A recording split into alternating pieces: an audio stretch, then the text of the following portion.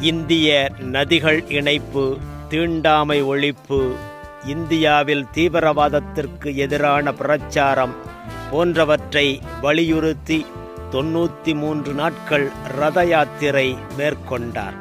கன்னியாகுமரியில் தொடங்கிய யாத்திரையில் தமிழகத்தின் அனைத்து தொகுதிகளிலும் அவர் பயணம் செய்து தமிழகத்தில் பரவலாக பாஜகவை வளரச் செய்தார்.